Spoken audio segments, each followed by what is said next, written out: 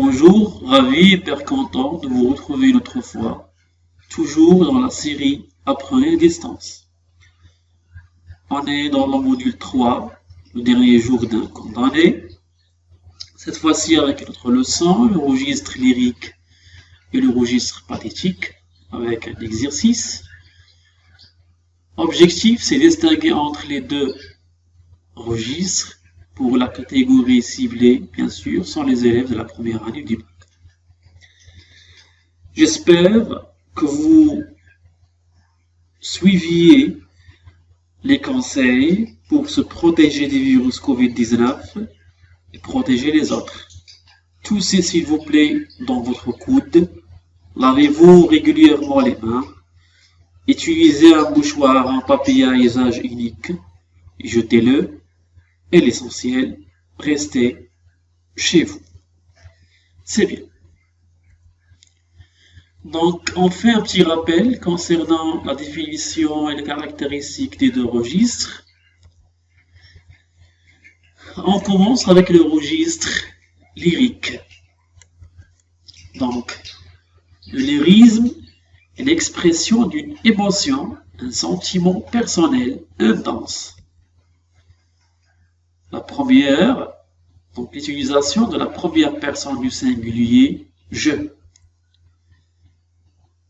Des verbes de sentiments.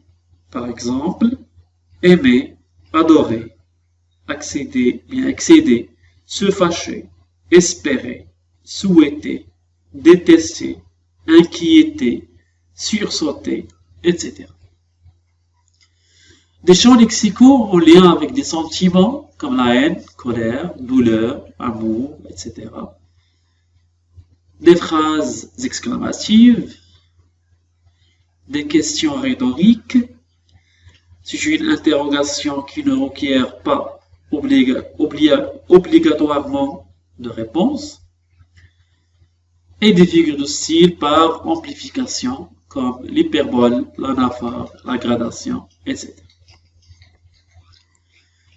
2. Le registre pathétique. Le registre pathétique permet de faire ressentir de la compassion, de la pitié au lecteur. Pour cela, le texte fait souvent appel à 1. Des phrases exclamatives, 2.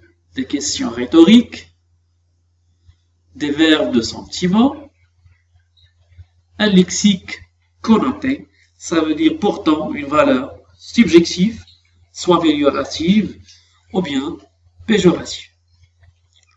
Et enfin, des métaphores et des comparaisons poignantes. Exercice, je vais proposer ici deux textes. Je vais lire le premier. Je passais la nuit entière à veiller près d'elle et à prier le ciel de lui accorder un sommeil doux et paisible. Ô Dieu, que mes vœux étaient vifs et sincères. Et par quel rigoureux jugement avez-vous résolu de ne les pas exaucer? Pardonnez. Si j'achève un peu de mots un récit qui me tue, je vous raconte un malheur qui n'est jamais d'exemple. Toute ma vie destinée à le pleurer. Mais quoique je le porte sans cesse dans ma mémoire, mon âme semble reculer d'horreur, chaque fois que j'entreprends de l'exprimer. Passons maintenant au deuxième texte. Je sentis alors cette grande analogie qui existe entre le sang, l'air et la lumière. Ne le séparez jamais.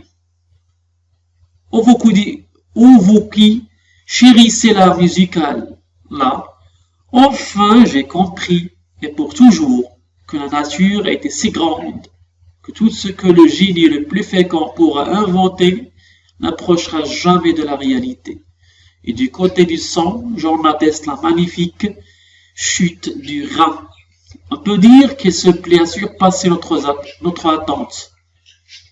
Au sang, au combat tumultueux des nuits, aux les vents qui rugissent par les appels, au tonnerre des Alpes, aux cataractes, vous êtes de la musique. Voilà. Maintenant, le travail à faire. Donc, les consignes. 1. Quels sont les registres de langue dominants dans les extraits précédents? 2. Relevez les procédés des registres identifiés. Au revoir et à la prochaine.